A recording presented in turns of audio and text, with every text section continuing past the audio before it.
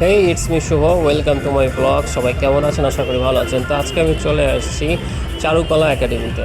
Dhaka university চারুকলা একাডেমিতে বর্ষবরণের আয়োজন শুরু হয়ে গেছে অলরেডি। তো আজকে যদিও পয়লা বৈশাখের ঠিক আগের দিন রাতের বেলা, তো রাতের বেলা থেকেই সম্পূর্ণ সাজগোজ সব কিছু শুরু হয়ে গেছে।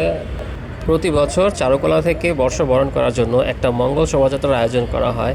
তো এই মঙ্গল শোভাযাত্রা যে প্রতীকীগুলো দেখানো হয় সেই প্রতীকীগুলো বানানো প্রায় কমপ্লিট হয়ে গেছে। কিছু কিছু কাজ চলমান, যেটা আজকে সারা রাত ধরে ওরা বানিয়ে কমপ্লিট করে ফেলবে। তো এই যে এটা হচ্ছে স্বৈরাচারের একটা প্রতীকী তৈরি করা হয়েছিল, কিন্তু দুর্বৃত্তরা সেটাতে আগুন দেয়।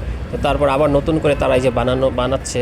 আগামীকালকে পহেলা বৈশাখ, তো আজকে রাতেও দেখলাম এখানে কনসার্ট হচ্ছে এবং বিভিন্ন প্রোগ্রাম হচ্ছে এবং অনেক মানুষ এখানে আসছে এগুলো দেখতে।